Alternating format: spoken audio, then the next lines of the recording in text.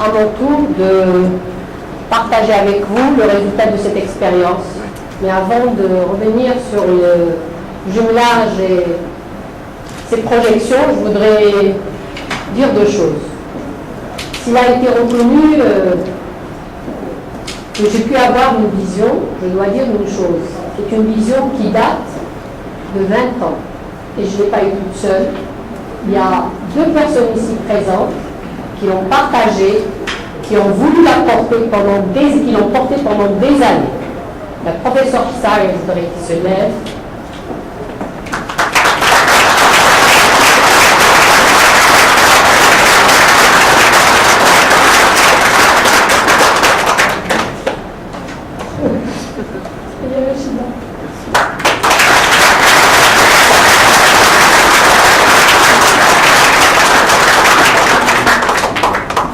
J'aurai à la fin de ma présentation une citation de Jean Jaurès. L'expérience apprend aux hommes la grandeur, la difficulté des grandes tâches, la lenteur des accomplissements. Mais l'invincible espoir. Et on s'est attaché à ça, ça fait 20 ans. Et on y est. On y est, et pour moi aujourd'hui, c'est un accomplissement non d'une seule personne, mais de gens qui ont porté cette vision. Et je les salue, et ils ont été présents. Et je me suis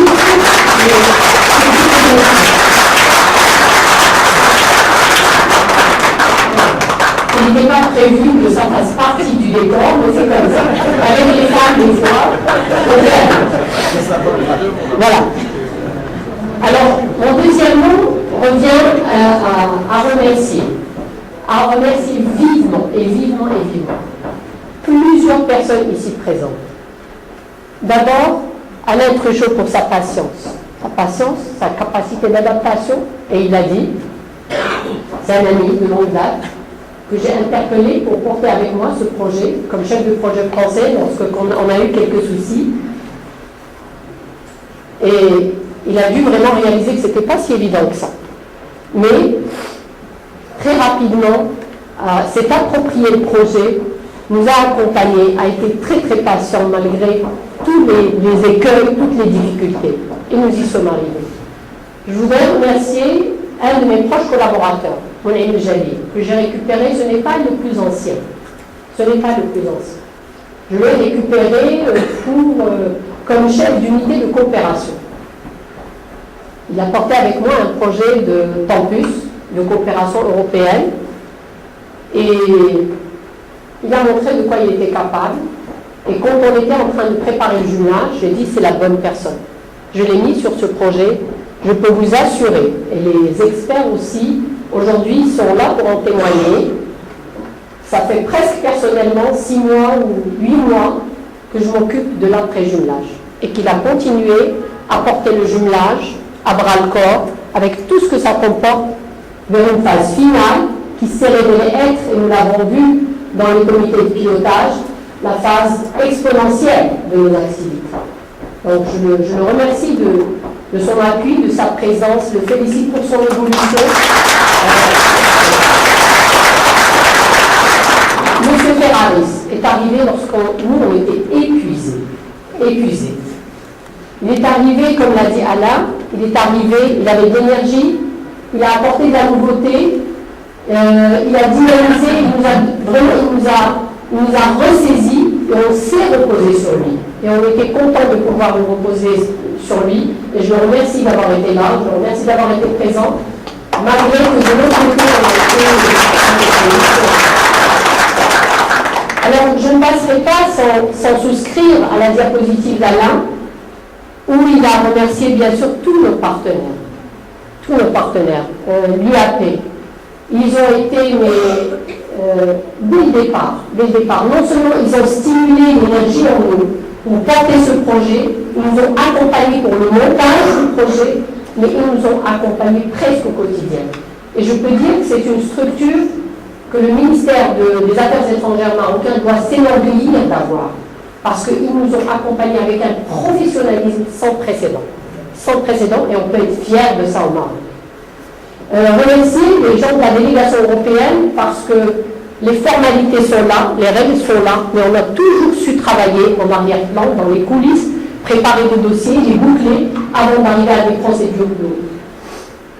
Enfin, bien évidemment, je ne peux pas terminer sans remercier tous les instituts. Et on a eu une expérience extraordinaire lors de nos visites d'études, lors des échanges, lors du partage d'expériences, avec également tous les encouragements, parce qu'on arrive sur une expérience, on arrive sur le montage d'un projet, un futur avenir d'une agence.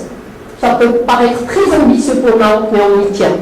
On y tient et on est convaincu de la nécessité pour le pays d'avoir une telle structure. Et ils nous ont confortés dans notre vision. Ils nous ont soutenus et nous ont accompagnés.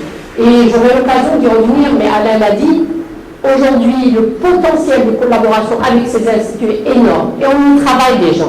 On travaille sur des jumelages. Tout m'a dit tout à l'heure qu'il y a un potentiel d'appui.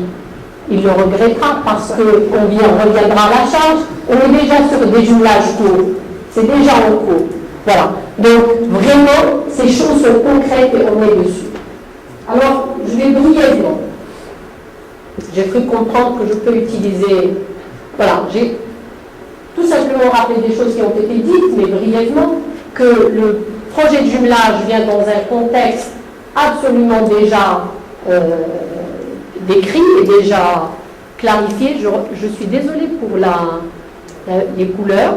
D'abord, le projet de réorganisation des directions centrales du ministère de la Santé qui a bénéficié d'un audit déjà en 2004, d'une vision santé 2020, de la stratégie 2008-2012 établie par Madame la ministre de la Santé, et enfin d'un audit institutionnel, organisationnel et technique de l'Institut national d'hygiène et du réseau de laboratoires santé publique, réalisé grâce à l'appui de l'Union européenne en 2007 et qui a conclu avec le benchmark à la nécessité de mettre en place cette agence. Et c'est sur cette base que le contrat qui avait été déjà engagé, mais s'intéressant uniquement à l'Institut national d'hygiène et à son renforcement, a dû, avec l'accord de l'Union européenne, s'élargir et inclure les autres institutions, notamment l'Institut Pasteur du Maroc et le Centre antipoison et de pharmacovigilance.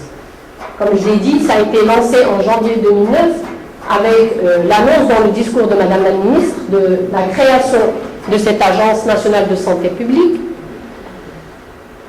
Juste pour rappeler l'intérêt que nous avons tous et que nous avons réalisé à travers le benchmark, à travers les rapports d'audit, à travers tous les échanges avec les experts, l'intérêt de réaliser et de mettre en place ce projet d'agence. C'est de clarifier les missions des différents instituts, et je ne vous cacherai pas que certains, soit ils sont dépassés, comme ceux de l'Institut Pasteur Maroc, ou ceux de l'Institut national d'hygiène, qui se basent sur un barré qui n'a jamais été promulgué de 63. Donc c'est dire qu'on navigue à temps jusqu'à présent. Un certain nombre de ressources scientifiques et techniques restent dispersées et auraient besoin d'être fédérées. Travailler sur la cohérence de nos méthodes de travail et de nos outils de laboratoire, renforcer nos bases scientifiques et notre potentiel de recherche à ces trois instituts, rationaliser nos moyens et optimiser les coûts, et enfin avoir une meilleure visibilité internationale. Et comme l'a dit Alain tout à l'heure, il est clair qu'aujourd'hui, avec le tour d'un certain nombre d'institutions auxquelles on s'est exposé, il y a une attente. Il y a une attente et on le sent. Et une attente pas pour avoir un regard sur qu'est-ce